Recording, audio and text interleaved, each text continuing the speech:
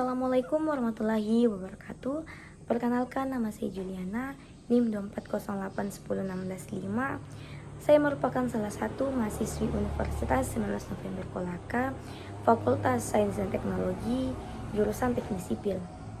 Di sini saya akan menyelesaikan salah satu tugas mata kuliah saya, yaitu mekanika bahan, di mana saya disuruh untuk membaca buku dan memahami apa-apa saja yang saya dapat dalam buku tersebut, yang berjudul Mekanika Bahan, yang ditulis oleh Yonas Prima Arga Rumberso, ST MM MH MT, tahun penerbit Januari 2025. Oke, langsung saja kita masuk pada bab yang pertama, yaitu pengertian mekanika bahan. Sebelumnya mungkin anak sipil sudah tidak asing lagi dengan kata mekanika bahan atau mata kuliah mekanika bahan. Di sini saya akan menjelaskan sedikit apa itu mekanika bahan. Mekanika bahan merupakan salah satu bidang studi teknik sipil yang lebih fokus kepada karakteristik dan perilaku material yang digunakan dalam membangun sebuah struktur. Mekanika bahan juga merupakan ilmu yang mempelajari tentang karakteristik elemen struktur yang berkaitan dengan kekuatan, kekakuan, dan stabilitas ya akibat adanya beban yang bekerja pada struktur. Arti mekanika bahan dalam dunia teknik sipil merupakan bidang ilmu yang mengeksplorasi sifat-sifat atau tingkah laku dari material untuk membangun sebuah bangunan. Contohnya seperti beton, baja, kayu, dan lain-lain sebagainya. Bidang ini juga mencakup pengukuran, analisis, dan perencanaan yang digunakan untuk berbagai bahan dalam proyek konstruksi bangunan. Dalam mekanika bahan juga terdapat 3 jenis tumpuan utama, yaitu tumpuan sendi, tumpuan roll, dan tumpuan jepit. Tumpuan sendi merupakan tumpuan yang dapat menahan gaya vertikal dan gaya horizontal, namun tidak dapat menahan momen. Sedangkan tumpuan roll merupakan tumpuan yang hanya dapat menahan gaya vertikal, dalam artian tidak dapat menahan gaya horizontal. Sedangkan tumpuan jepit merupakan tumpuan yang dapat menahan gaya dalam semua arah atau momen. Mungkin sebagian orang bertanya-tanya, apa sih keuntungan belajar Mekban? Yaitu agar kita bisa lebih tepat dalam memilih sebuah material yang sesuai untuk membangun sebuah struktur. Dan juga kita bisa lebih memastikan kriteria yang sesuai seperti kekakuan, daya tahan, dan kekuatan terhadap beban itu semua terpenuhi. Kita masuk pada bab yang kedua, yaitu hubungan tegangan dan regangan. Pasti masih banyak yang bertanya, apa sih itu tegangan? Apa sih itu regangan? Dan apa sih hubungan tegangan dan regangan? Kita akan bahas satu-satu. Kita mulai dari tegangan. Tegangan adalah gaya tarik yang bekerja salah satu di suatu luas penampang. Tegangan juga sering dinotasikan dengan simbol sigma.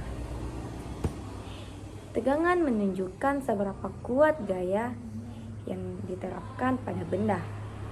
Gaya tarik yang menyebabkan benda meregang atau bertambah panjang. Tegangan tarik dirumuskan dengan sigma F per A. Sedangkan regangan adalah perubahan relatif ukuran atau bentuk ukuran akibat tegangan. Regangan sering dinotasikan dengan simbol epsilon.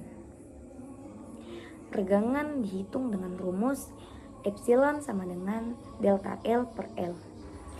Kita masuk pada pembahasan yang ketiga, yaitu hubungan tegangan dan regangan. Tegangan dan regangan saling terkait dan tidak dapat dipisahkan. Semakin besar tegangan yang diterapkan pada suatu benda, maka semakin besar pula regangan yang dihasilkan. Dalam wilayah elastis, hubungan antara tegangan dan regangan bersifat linear. Dapat digambarkan dengan hukum Hooke. Hukum Hooke menyatakan bahwa tegangan sebanding dengan regangan dengan konstanta proporsionalitas yang disebut dengan modulus Young. Tegangan dan regangan dapat dihitung dengan rumus sigma sama dengan modulus Young per epsilon. Kita masuk untuk bab yang ketiga, yaitu analisis penampang. Analisis penampang yang dimaksud untuk memeriksa kemampuan atau kendala pada luas penampang. Untuk melakukan analisis penampang tertentu harus diketahui terlebih dahulu, yaitu yang pertama, dimensi penampang. Yang kedua, jumlah dan ukuran tulang baja tarik serta luas. Yang ketiga, mutu beton dan mutu baja tulangan yang digunakan. Dan untuk yang dicari yaitu yang pertama, momen dominan dan kapasitas momen. Yang kedua adalah kendala penampang terhadap beban yang bekerja. Yang ketiga yaitu menghitung besar beban yang dapat dipikul penampang.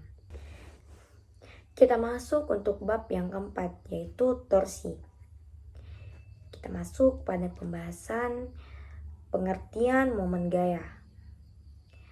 Torsi juga dikenal sebagai momen gaya.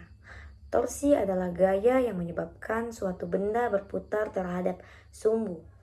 Bisa dibilang torsi adalah gaya putar. Dalam bahasa sederhana, torsi bekerja seperti kamu memutar baut dengan kunci Inggris. Semakin kuat dan semakin panjang tuasnya, semakin besar torsinya. Rumus torsi tersebut yaitu T sama dengan F kali R. T sama dengan torsi satuan Newton per meter, sedangkan F adalah gaya yang bekerja satuan Newton. R sama dengan jarak dari titik sumbu ke titik kerja gaya dalam satuan meter, disebut juga dengan momen. Mungkin itu saja hasil buku yang saya baca. Kurang lebihnya bila ada salah kata mohon dimaafkan. Wabillahi taufiq wal hidayah. Wassalamualaikum warahmatullahi. Terima kasih.